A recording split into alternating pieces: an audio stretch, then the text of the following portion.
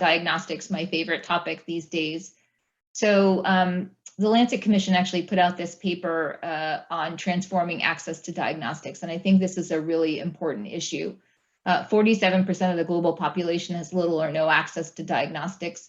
It's thought that democratization of diagnostics will empower patients, and I would very much endorse that. I think COVID-19 showed us that in spades. It can affect major global health priorities that are shown here. And as someone from MSF once said, and I love to quote, innovation, diagnostic innovation without access is not really innovation at all. So with that in mind, I thought we would talk a little bit about HIV diagnostics. So in order to end the HIV epidemic and reach 90-90-90, people have to know their status. So globally, 37.7 million people are living with HIV. 1.5 million are newly infected like this patient. Only 84% know their status, and it's currently thought that 6.1 million people do not know that they are living with HIV. In terms of the second 90s, you see the numbers there, but we're going to concentrate on diagnostics today. So I put together this slide here just to remind everybody of when you see different things and why certain tests like rapid tests could be negative in a patient with acute HIV. So over here in the graph, you can see the days following HIV acquisition shown on the x-axis and a sort of fake y-axis, since all of these have different numbers associated with them. But the first thing that goes up, obviously, is the HIV RNA after getting infected, and this is the blue line. And then the next thing that's going to go up is the HIV P24 antigen, which is shown here in the purple line. And then finally, you develop HIV antibody, IgM and IgG, and that comes afterwards. And you can see that there's quite a delay from when you might have a viral load positive and when you might have antibody positivity. And so we often talk about generations of HIV tests, especially rapid tests. And so I wanted to show you kind of what the generations are and what you're actually measuring. So in a second generation test, you're largely looking at IgG antibody, which comes up later than IgM antibody.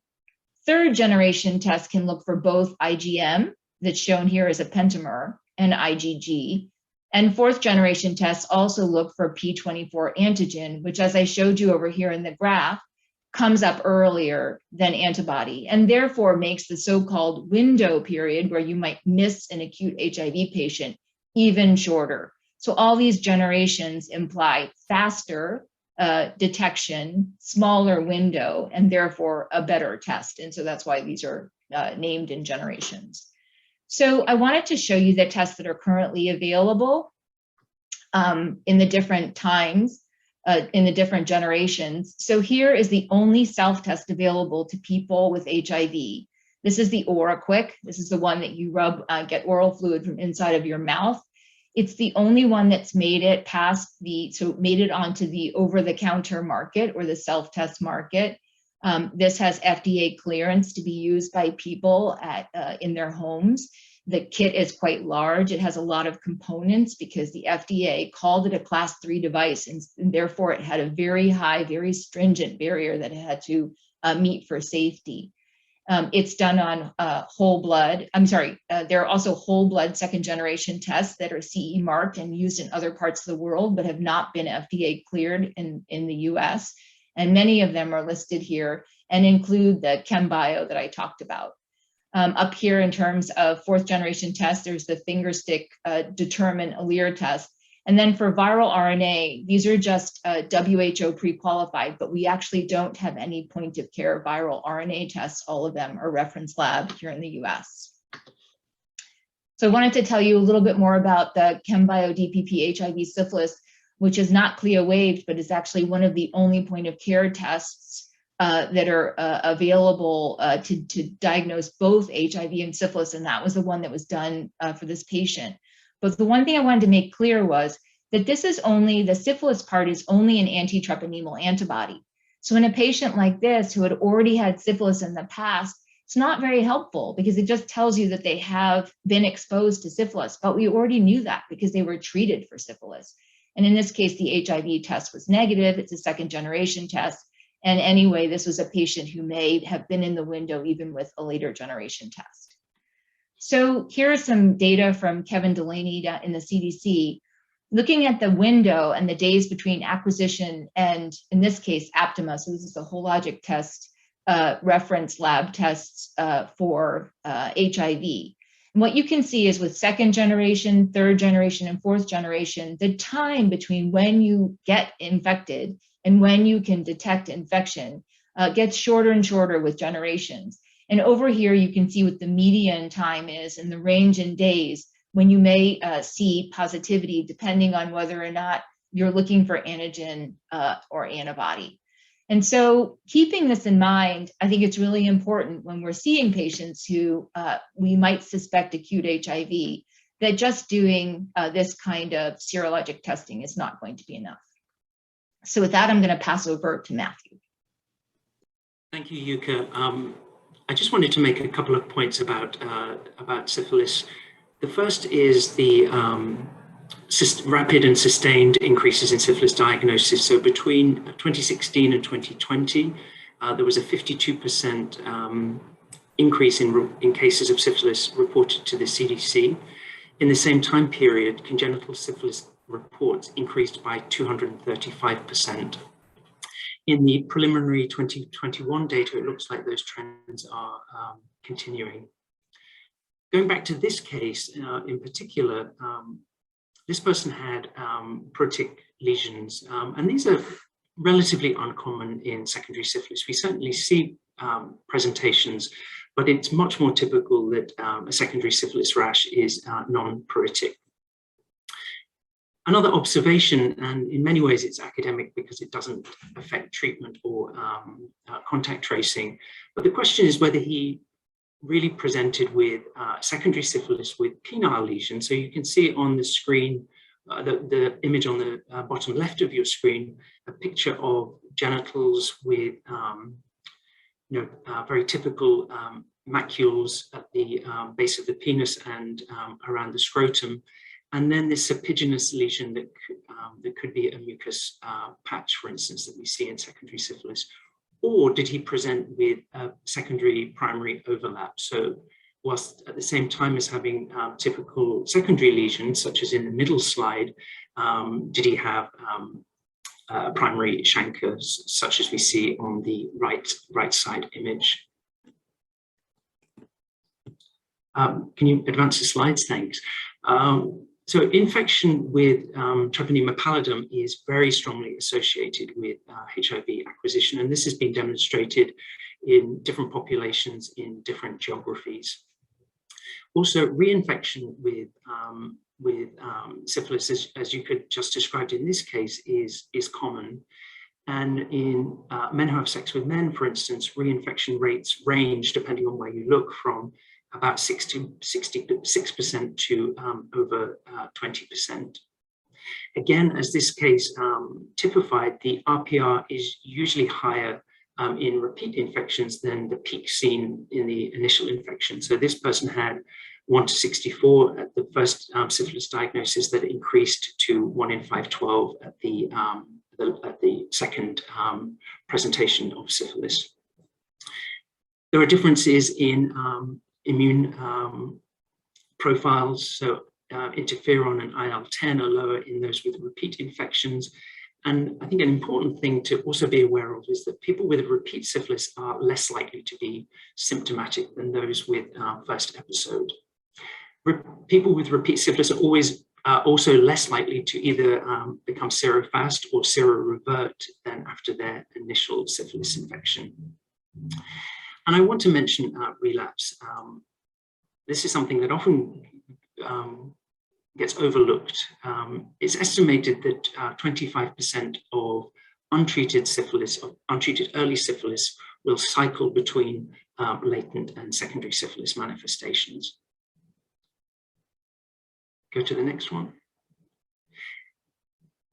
And as Yuka has really clearly laid out, there are many similarities between secondary syphilis presentations and acute HIV presentations, and often they're very difficult, if not impossible, to tell apart clinically. So in some of the early studies of acute HIV or primary HIV infection, then 10% presented with genital ulceration, and you can see an image of that on the top right.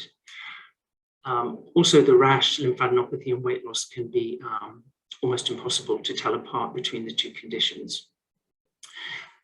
As was mentioned, this patient was on oral PrEP, but discontinued because of lifestyle changes. So I'd say that anybody with a syphilis diagnosis should be automatically, we should automatically be having a discussion about HIV PrEP, assuming that they're HIV uninfected. If this person had been able to access injectable PrEP, it's possible that he might have found this easier to use without disclosure to his current partner, and therefore avoid transmission.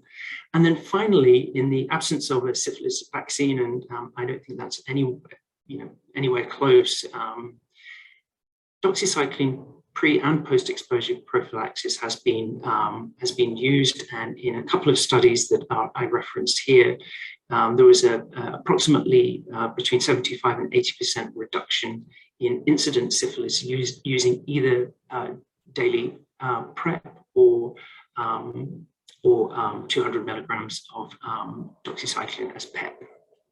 I'll hand back to you at this point.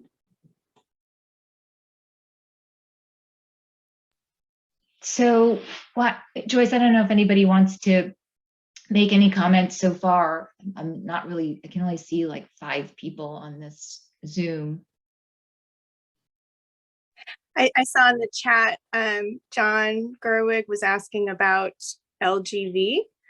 And I don't know that did we hear anything in the clinical case about gonorrhea and chlamydia testing yet? Oh, are you on mute, Yuka? Not this time round, but I think he was probably asking in the past when he had chlamydia in the rectum. So I think that's a really interesting point. And it's particularly interesting to Matthew and I, since we're looking at a lot of rectal chlamydia and actually doing both PCR and MLST typing to see if we can find the L serovars. Matthew, do you want to comment on that? Yeah, I think that, of course, that's all right, Yuka. The other thing that maybe John was referring to was LGV as a cause of genital ulcer disease. I think it's something that we should always bear in mind. LGV ulcers are painless, typically. They tend to be small, transient, and go unnoticed, but you can easily take a chlamydia swab from an ulcer if you suspect that that might be an LGV lesion. And for those of you that have never looked for LGV right now, it's just a research use only test. There's really no way to know that Chlamydia trachomatis is one of the L serovars. So we look for what's called the PMPH gene, and you can look for a typical deletion to see whether or not it's one of the L1, 2, or 3 serovars. Some of that requires some typing in addition, but we found in this more extensive study that we've done, it's a pretty good screen. So if you really are interested to find out, you can contact my lab and we can run that test for you. So the next thing I wanted to talk about was acute HIV presentation. We don't see this as much as we used to. So these are drawn from a table by Dara and colleagues from quite some time ago, but I thought they were illustrative. If you look overall, and then in men, this is generally men who have sex with men, study of women, particularly this one was done in Kenya, and then IV drug users. You can see the constellation of symptoms that we see with acute HIV, with fever, fatigue, myalgia, kind of being top. And so whenever someone presents like this in a suggestive, this kind of suggestive history, you should definitely think about acute HIV. And as was shown with this case, you then would have to get an HIV viral load up front, not do regular serologic screening. If you look, though, in this female column, I thought it was really interesting. This is in this box here, in the 1,579 commercial sex workers in this study in Kenya. They were followed prospectively, and in the end, 218 got acute HIV. It's important to note that a quarter of them were asymptomatic. So just suspecting when someone has a presentation consistent with acute HIV is not going to solve the problem in terms of ending the HIV epidemic. We're going to have to proactively be looking at viral load as a screening test potentially in the future. How that's going to happen when we don't have such a test, I think, is something that we can discuss, but it is important to remember that in this particular study, a quarter didn't have symptoms. The other thing that some of us really forget too, and we have this from the old days, is that there have been a bunch of studies showing that there's an association between length and sort of severity of clinical symptoms and the ultimate sort of set point of your CD4 and the natural progression of your disease. And so if you have longer and more severe symptoms, you are more likely then to have a set point where you'd be categorized as AIDS with having a very low CD4. So I think that's really interesting. It's almost like the larger the fight in your body, the more likely it is that you're going to end up losing in some way to HIV and ending up with a lower set point. So with that, I'm going to pass over to Joyce to talk about rapid ARD start, which is what happened in this particular patient, actually not in our clinic, but in the Harriet Lane Clinic. So it's now part of the DHHS national guidelines and the World Health Organization guidelines to offer ART initiation at the time of HIV diagnosis, as close to the time of diagnosis as possible. And as I think all of you know by now, what rapid HIV treatment initiation means is compressing the activities that in the past used to take weeks before the guidelines for when to start changed. When we had CD4 count based guidelines on when to start would take months or even years. We do that now ideally at the same day of diagnosis, and as I mentioned before, as soon as possible. So compressing diagnosis, registration, having that social work assessment, and then starting ART to the same day. So you do all of those things. You have a positive HIV test. You do not wait for your labs to prescribe and to start ART. So next. So why do we want to do this? So we want to decrease the loss to follow-up for people with a new diagnosis to getting started on ART. We want to decrease unnecessary clinic visits. You know, there are financial and logistic barriers to accessing care. So we want to avoid that to get people started on meds right away. With this, we have a decreased time to starting ART, and with that, a decreased time to suppressing the virus, decreased loss to follow-up. We know with U equals U that when people have sustained suppressed viral load, they do not pass HIV to their HIV negative sex partners. And then for the individual patient, we know that starting ART sooner decreases the morbidity and mortality related to HIV infection. Next slide. So the early studies that proved that rapid HIV treatment initiation were these rapid study in South Africa and in Haiti, the same day ART initiation study. Those were randomized clinical controlled trials where people were randomized to either starting ART the same day as diagnosis or their standard of care. And what those studies showed and other studies have shown is that, again, all of those benefits, it was more people started ART within 90 days. And again, that faster time to viral load suppression. And then also there was improved retention in care as well. And that those positive outcomes were sustained. In the rapid study in San Francisco, that was the first study in the United States that showed, it was a cohort study showing that rapid HIV treatment initiation was highly acceptable. And again, compared to cases in the past before rapid start, faster time to ART initiation, faster time to viral load suppression, and then again, that this was sustained. Next slide. So many other studies have come since then. Again, rapid HIV treatment initiation is the standard of care. It's highly acceptable.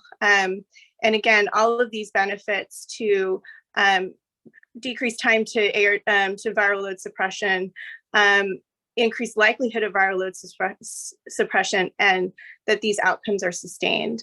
And, you know, personally, I have offered rapid start to hundreds of patients, and really people, it's such a traumatic diagnosis that being able to offer somebody treatment at the time of their diagnosis is a very powerful thing. Next slide. So, we have rapid HIV treatment initiation at Bartlett. We get referrals from the emergency department, from the inpatient service, patients self-refer, also through testing in our own clinic and other community-based organizations and partners. And the process is that all of the intakes come to our early intervention services nurse, Kay Park. She's actually, I think she and Leon are here, and Leon is our ACE nurse. And they, get these referrals. Kay is getting all the new patients, and she identifies the people who are new to get them expedited for rapid start. They also get a social work assessment to make sure that insurance barriers and other barriers to care are addressed. Next slide. And then they quickly get an appointment with a rapid start provider where there's a medical evaluation, ART counseling, prescription of ART, and then those baseline HIV labs are drawn. But again, we're not waiting to get the results to write the prescription. And then they get their medication that same day. Next slide. And then we do follow up. So we make sure that people get support, and we help them transition to continuity HIV care. Next slide. And so we do have a referral protocol. Yuka helped put this together in collaboration with Kay and Rolita.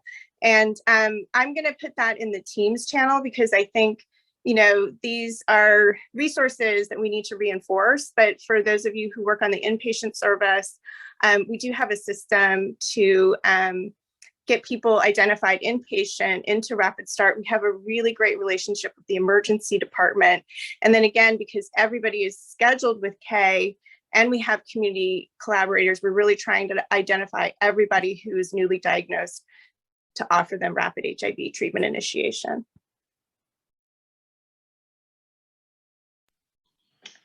Okay, so I just have 2 more slides about things that are coming down the pike in terms of potential HIV viral load tests that are not yet FDA cleared here, just to give people a sense of hope and optimism that maybe there will be.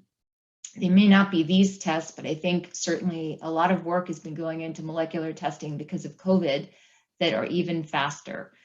So these are some pictures of the different types of tests that currently do an HIV viral load. I want you to concentrate more on some of these parameters, or what we call technical product profiles, that might be important to consider when you're choosing a test. So turnaround time is important. There's a lot of data from the STD literature that shows that the willingness to wait is about 20 minutes. So if you start something at the very end of your visit, most people will only stick around for 20 minutes or so, and then they will leave.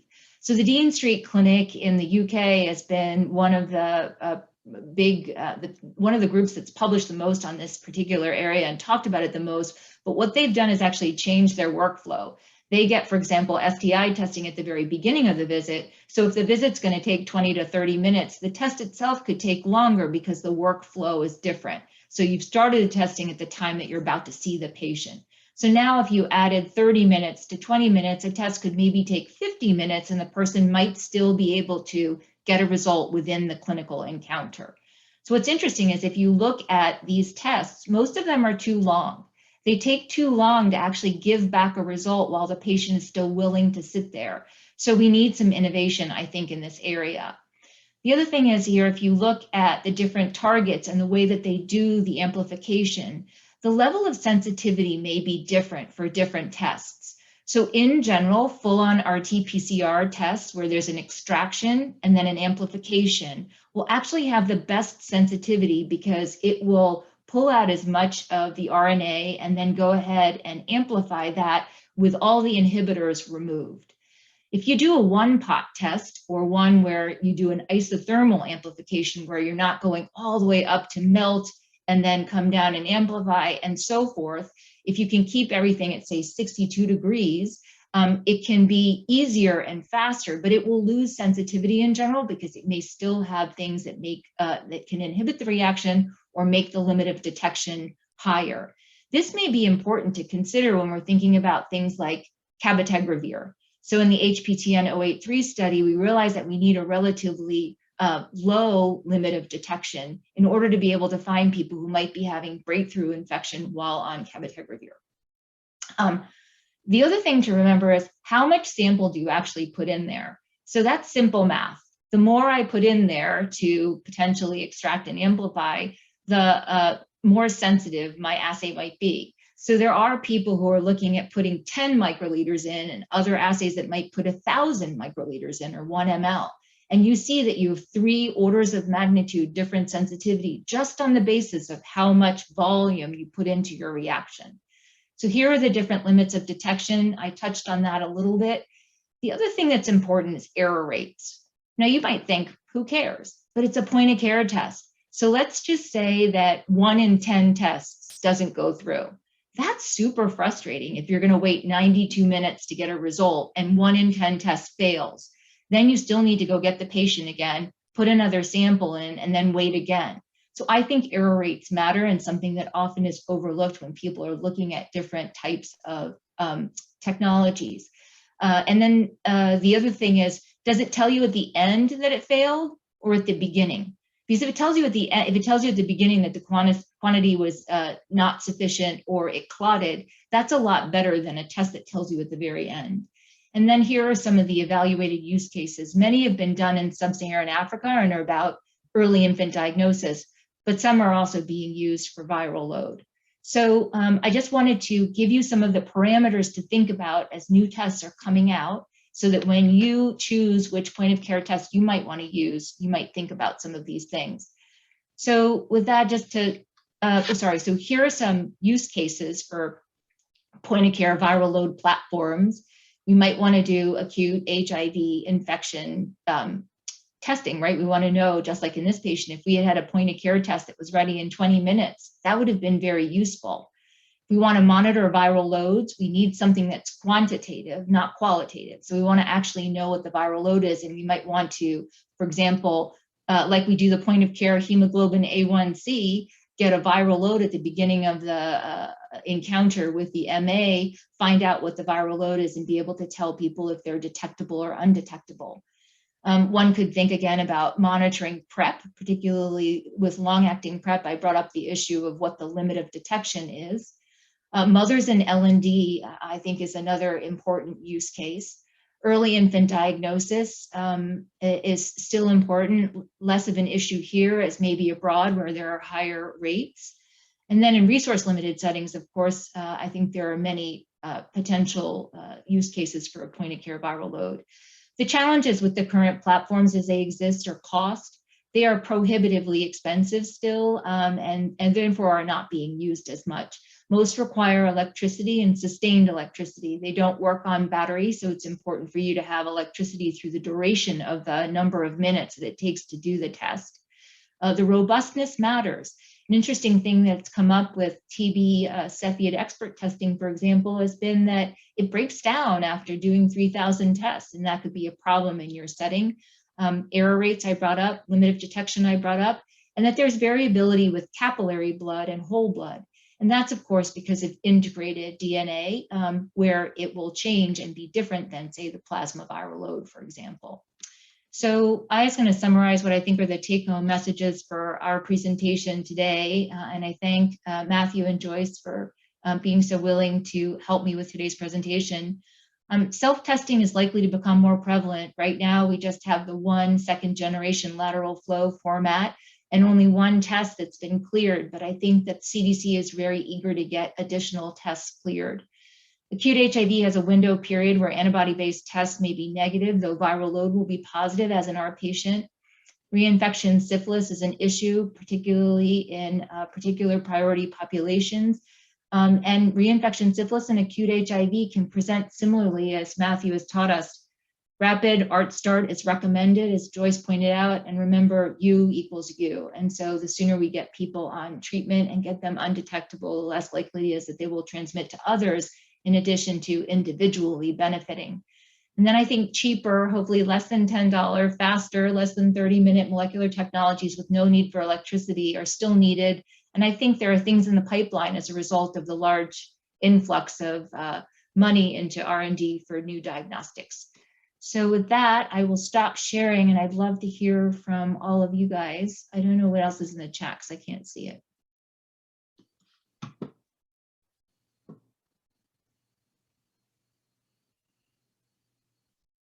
Joyce?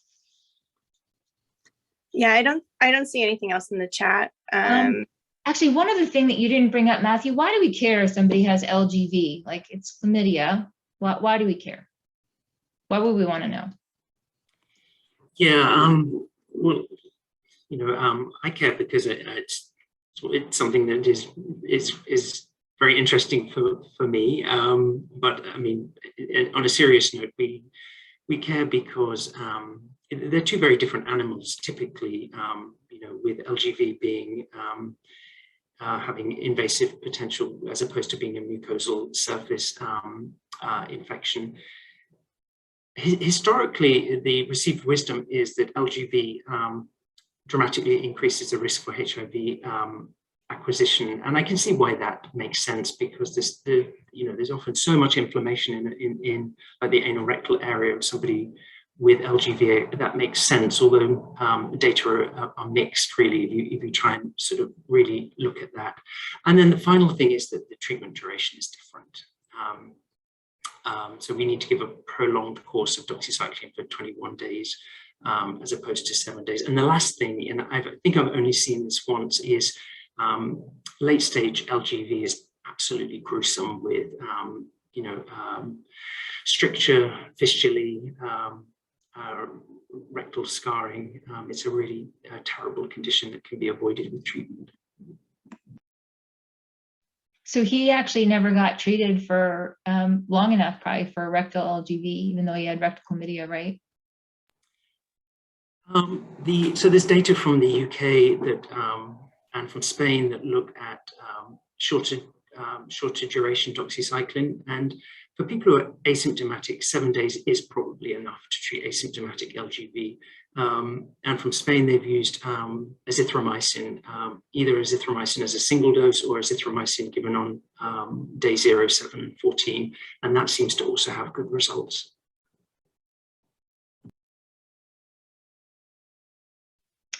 Okay, any comments, questions? Jeannie Curley, sorry, go ahead, Jean. Yeah, so I just wanted to go back to, I know the pregnant, which is my stuff. So I'm wondering, Joyce, when we diagnose them or get somebody referred to us, do we reach out to contacts, particularly in a case like this where we have a woman who's pregnant, who could be newly HIV infected, which increases her risk to the baby, and have syphilis on top of it?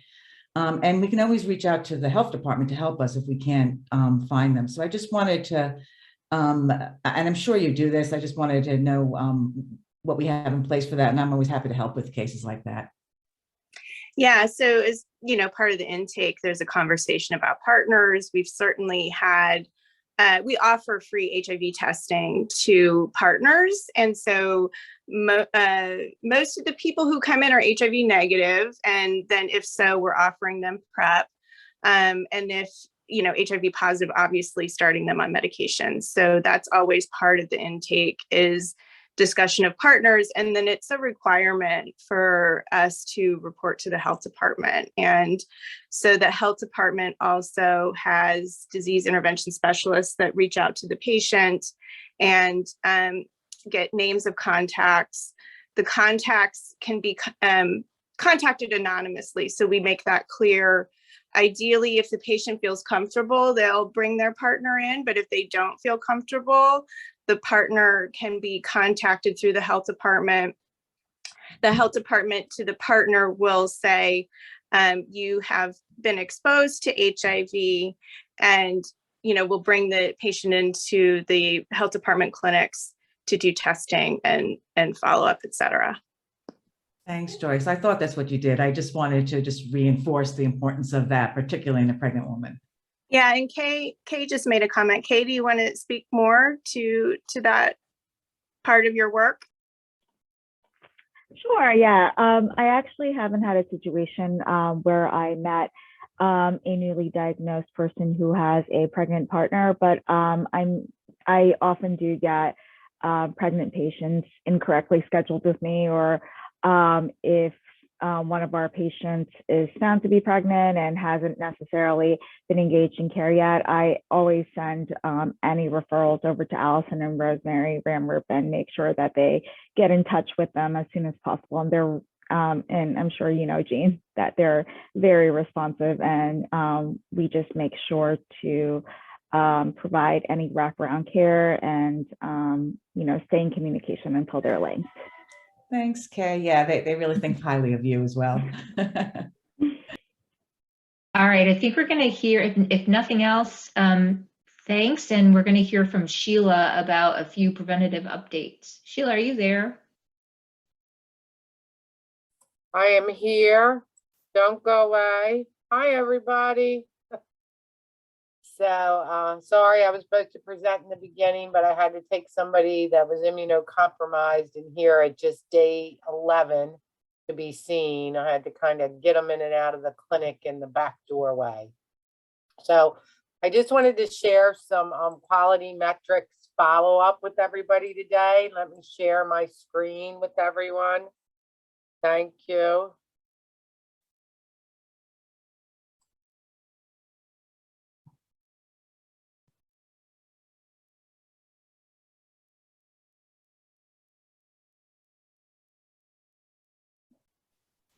Not yet. Oh, there we go, Sheila. There we go. Yeah, now you can see it. Okay, let me put this into slide show mode. So just we're doing really great with our quality metrics here in the clinic, and Stephanie Thornton is on as well. And I just want to give her, the providers and her and the MAs, everybody, kudos for how well that we're doing. Steph, did you want to, before I go over the presentation, talk about our numbers for March? I have them here. You have them pulled up, Sheila? I don't have them pulled up right now. I just got back to my desk. Okay, I'll go. I have them pulled up. Okay. So for hypertension control, we're supposed to be getting, our numbers are supposed to be that 75.93% of our patients have hypertension under control. And that's a number of a blood pressure of 140, less than 140/90. And in March, we were at 61.36%. So we're really doing great. Sheila, tell everybody where we were in January. We were at 30 something. Yeah, so big jumps. So thank you. Hemoglobin A1C, we're supposed to be at 22%, and the lower number is better, and we are at 37%.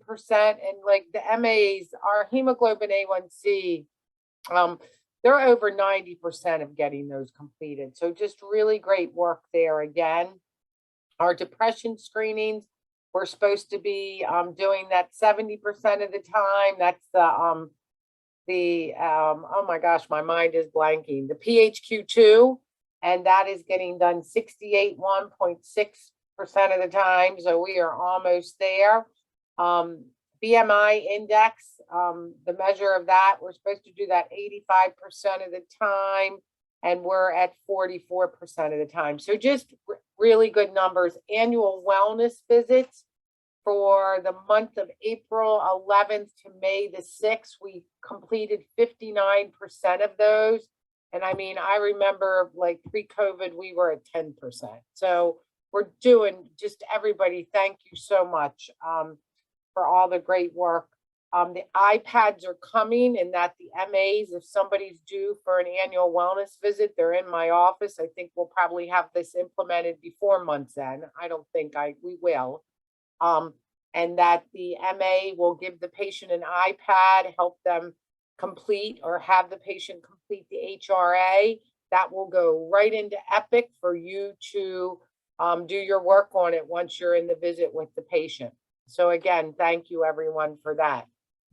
So My next part of this is just like reminders about interventions for people to continue to have these numbers go up. So your provider intervention options for diabetes are medication adjustments. Remember, you can order a blood glucose level flow sheet in Epic. I'm going to put a little cheat sheet in all the exam rooms. I'm going to put these slides in the Teams channel too that we have. So besides a cheat sheet in the exam rooms, you can refer to this in the Teams channel. Did you make referrals? Referrals are to possibly endocrine or the diabetes self-management program. And literally that is the referral, DSMT. Diabetes prevention program, it's DPP in Epic. Did you loop in nursing? Because nursing is glad to help with educating patients about their diabetes, giving them a glucometer. And then the last option too for an intervention is having Kristen Kilcrease work with the patient on medications as well.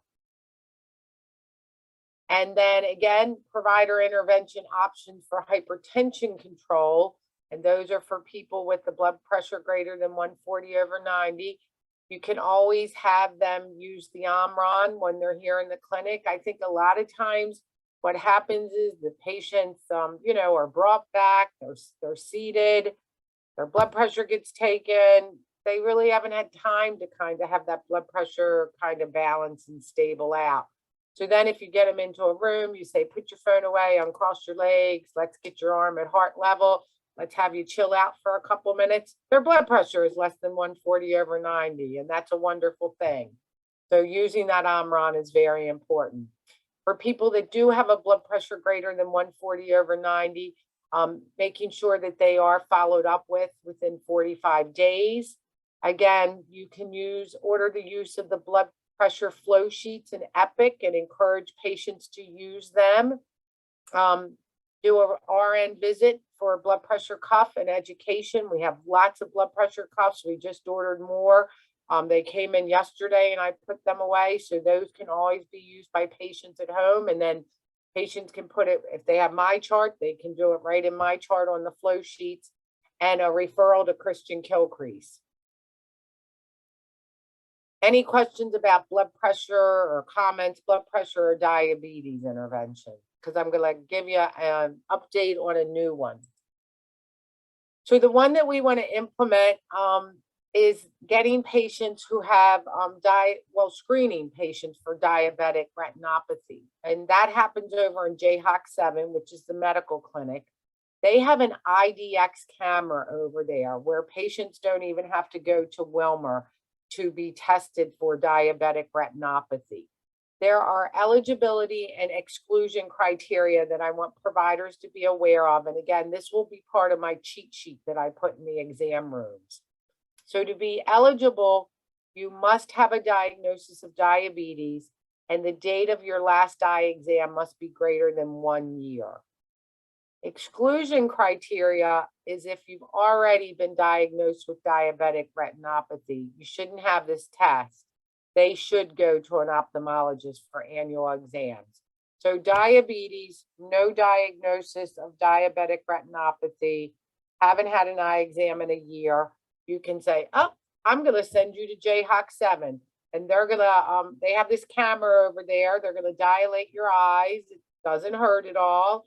And they're going to check your eyes to make sure you don't have anything going on because of your diabetes that could be harmful to your eyes.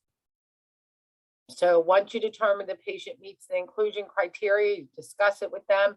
If they agree to go to the test, you include it in your checkout notes, send patients for diabetic retinopathy screening in JHOC7. You do not have to do an order. That's all you have to do. You just need to put it in your checkout notes. JHOC7 for diabetic retinopathy screening. Once the patient is in JHOC7, the CMAs in JHOC7 will use a NEPO order, which is a non-prescriber initiated order that you will see in 3 days that you have to sign off on that. But that's it. You don't need to do an order. You just put it in your checkout notes. Patients can can go to JHOC 7 same day, or it can be planned in the future for them to go. So that's the new initiative. It's another Maryland PCP quality metric that we're trying to improve upon. And I think this is a really easy way to do it. So I just wanted to go over that with you all today. Any questions? Okay, I have one more thing to share with you. And this is more just about collaborating here in clinic, one little workflow. Well, it's 3 little workflow updates. It's all on one screen now. So let me get that shared with you.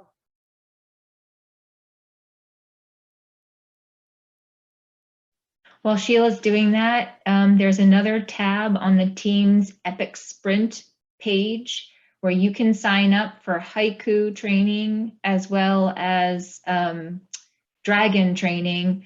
I did it. It's really great. I mean, there's a lot of options for being able to dictate things, and they'll get you set up. So if you're interested in that, they're at 8, alternating 8, 8:30 and 12, 12:30 on opposite days. So that'll be through next week and one more week of the sprint. So if you haven't had a chance to have a one-on-one provider session, you should try to sign up.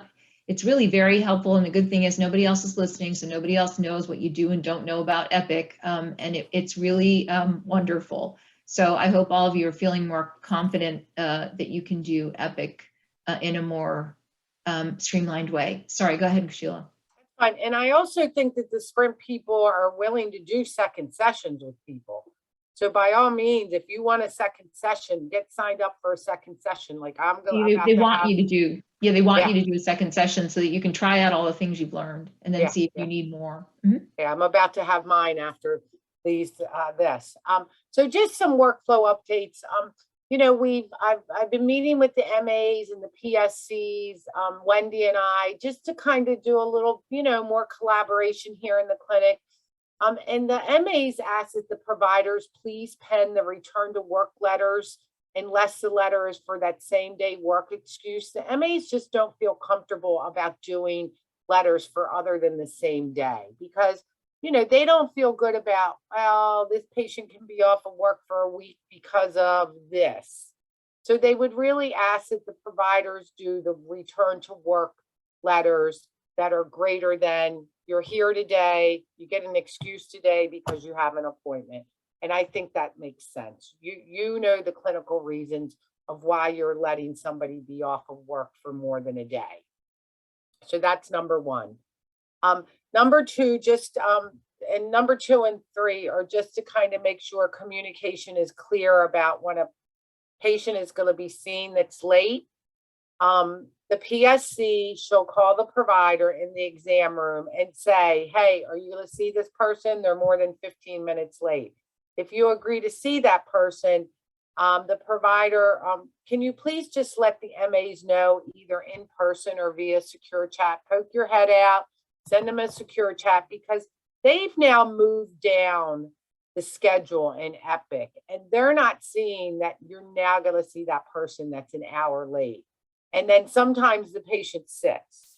So we don't want that to happen. So if you can just say, hey, I'm going to see John Doe, they're half an hour late, or secure chat them, much appreciated. And then the third one is that if you're not coming into clinic for a scheduled clinic, please send an in-basket message to the front desk pool. And, I know that it's practice for you to try to call the patients and notify them that you're not coming. The PSCs will then notify the CMAs in the zone of the provider not coming to session. We had an incident that happened, it's probably been about a month ago, that a patient was sitting in a room for about an hour and we didn't know that, and the MAs didn't know that the provider wasn't coming in. So it's just kind of closing some communication loops. And, the patient was, okay about it. I said the next time he came, I was going to give him a voucher to go have lunch. So it's just, good communication with all of us. And that's all that I have today. I appreciate your time. Hello, Sheila. I have a question. Okay. This question's about the provider contacting the CMA if the person is 15 minutes late. Why can't the PSC just contact the zone and say the patient is being seen late? Half of the time, we don't even know if the PSC is here. Which PSC are we contacting? You're not contacting a PSC. Like PSC, where are we? Christy, the Yeah. PSC is going to ask you if you want to see the patient that's more than 15 No. minutes late. Oh, yeah, I think I said it wrong. Which CMA are we contacting? Who's ever Once we sitting- say yes, you said send a quick chat to the CMA. the CMA that's in your zone. There are three of them. And sometimes they're not even there. Why can't the person who we just talked to, we said yes, contact the zone and said the person's going to be seen? I'll circle back to the PSCs about that. That's a good suggestion. Yeah, that would be easier. Okay. And then Thank you. Sheila, Chloe's asking what the address is for the front desk pool. So do you have a secure The chat address for the pool? front desk pool is JHID. Hold on, let me pull it back. I think it's front desk. Hold on. So when you go into, I don't think my Epic's pulled up anymore. Oops, sorry. So I think we can try to put that into Teams as well. I think Yeah, I will add that to this slide, but I don't think I have Epic up. It might take me a second to get it up. Joyce, do you want to quickly have Leon put himself on screen? Leon, can you put yourself on screen so everyone can tell? I think he left. Oh, he did. Yuka, but I did want Here he to. is. Oh, he's here. Great. Awesome. Leon and Kay, just to introduce yourselves. They're the heart and soul of the Rapid Start program. All right. Thanks, everyone. Thanks so much for coming today. And we appreciate all your hard work. And I know the sprint's been like an extra thing, but I think in the end, it's going to be really useful for all of us. So thanks again. Have a great weekend. Thanks, Leon and Kay, for coming. Of course. Thank you. Sorry, I didn't handle the introduction in a timely manner, but I'll put the I'm going to put that referral sheet into Teams. But thanks again so much. Sounds good. Thanks, Joyce. Okay. Thanks, Sheila. See you Thanks, soon. Leon.